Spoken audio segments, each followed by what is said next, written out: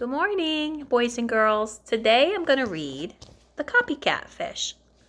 Take a look at the story. It's called The Copycat Fish, and it's written by Marcus Pfister. Isn't it pretty? Look how shiny his scales are. I couldn't think of the word. So we're going to read The Copycat Fish. Tell me, this is what part of the book? The front, and this is the back, right? And this is the spine, right? The spine's very important because the spine does what? It keeps all the pages together, right? Otherwise, it would just be a bunch of pieces of paper on the floor. So the spine keeps it together. And the author worked really hard on writing this story. It doesn't tell me who illustrated the book, but you will see that it's very colorful. And this fish with his shiny scales is called the rainbow fish. He's called the rainbow fish because of all the different colors you see on his scales. So let's go ahead and start reading. And I hope that you like it. And then when we're all done, you can send me a picture of a fish. And you can make that fish any way you want. You can make it your favorite color. You can make it a rainbow fish like the one we're going to see in the story. You can make it anything you want.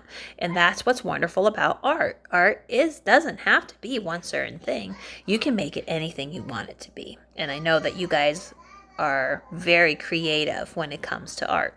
So let's read The Copycat Fish. Let's see. All right, turn this so you can see it. The new school year was about to begin, and Rainbow Fish and his friends were swimming around in excited circles. "Attention, please," called Mrs. Cuddle. "When I call your name, please swim to the cave so we can start." "Rainbow Fish!" "Here," answered Rainbow Fish, flipping his special loop-de-loop past the teacher. See, there he is.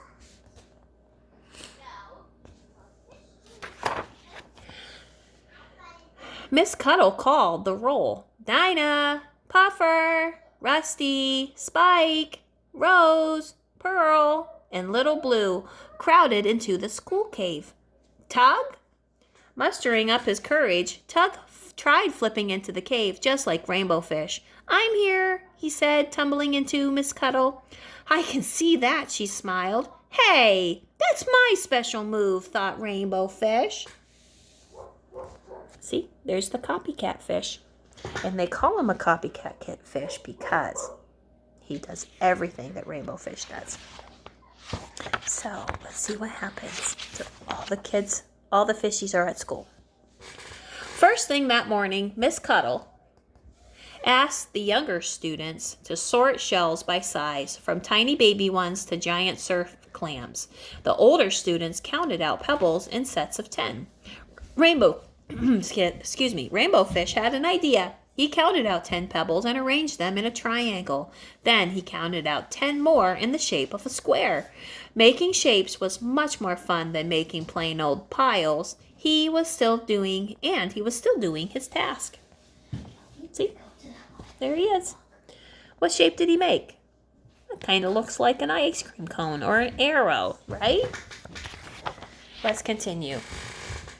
Tug looked over to see what the big fish were doing. Rainbow Fish's shapes looked more fun than his own straight lines, and he started pushing the line of shells into a big circle. "Stop!" cried Little Blue. "That's not how you're supposed to do it." Miss Cuddle hurried over. "Tug, I was hoping that we could create a line of shells to measure. Next time, let's pay attention to our own tasks." At snack time, Miss Cuddle offered algae or krill. Rainbow Fish chose algae and quickly swam off so that Tug couldn't see what he had picked. "I want whatever Rainbow Fish has," Tug admitted. "Looks like we've got ourselves a copycat," Spike laughed. Rainbow Fish scurried back. "I've changed my mind," he said. "I want krill." "Me too," said Tug quickly. "I want krill too." Miss Cuddle put the algae away. "Everyone will have krill today," she said, "and next time I want each fish to choose for himself." "Attention!" called Miss Cuddle. "This afternoon we'll be creating a garden. I've divided you up into teams. Rosie and Spike and Puffer, you'll be doing the digging. Little Blue and Dinah, you will take care of the raking. Pearl and Rusty, you'll be in charge of the garden's border. Tug and Rainbow Fish, you'll team up to do the planting. Rainbow Fish couldn't believe his bad luck. Miss Cuddle had put him with the copycat.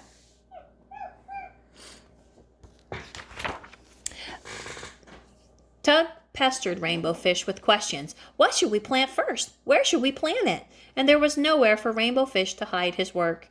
Nowhere for Rainbow Fish to hide himself. He felt trapped. Trying to ignore Tug, he shoved plants any which way in the holes, and he wished that he could shove Tug into a hole. Tug swam alongside Rainbow Fish. What should I do? Do what you want, shouted Rainbow Fish. You're going to do it your way, and I'll do it mine.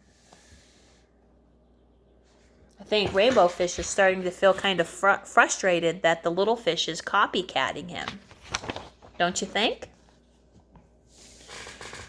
Tug swam away sadly and then turned around and came back. But your way always looks like so much more fun than anyone else's. That's the only reason I copy. Well, you wouldn't like it if someone was always copying you, cried Rainbow Fish. I don't know, said Tug. I think it's fun to do things together. And when I'm older and the little ones copy me, I think that I'm going to like it. He has a point. Rainbow Fish felt mixed up.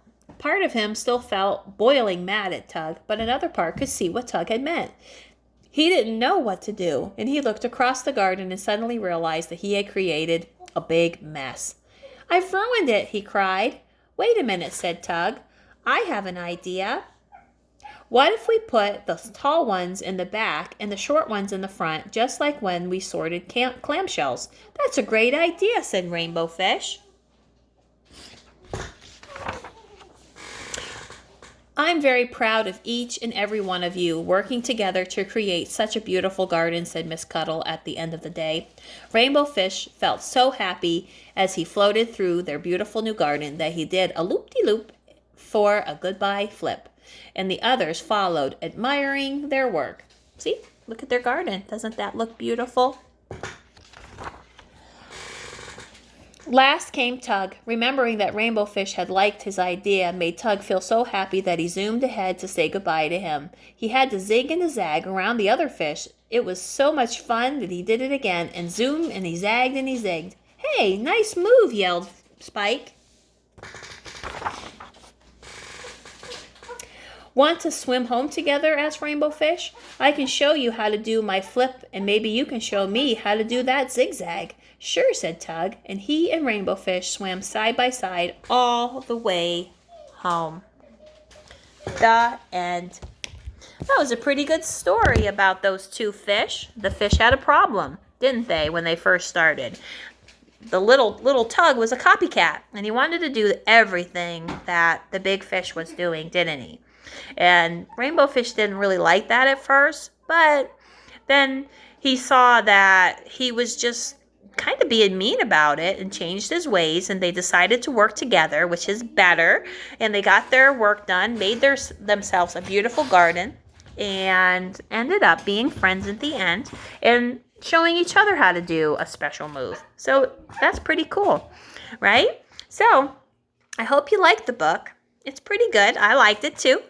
And I'd love to see you make a fish. And you can make a fish that looks like Rainbow Fish, or maybe you want to make a yellow one that looks like Tug, or you can create one all your own. Maybe you want to make it pink with purple spots, or maybe you want to make it orange with green stripes. I don't know. It's creative. Do what you want. Make me a beautiful fish and have mommy or daddy or grandma send it off to me. All right? So until tomorrow, have a good day, guys. I'll see you later. Bye.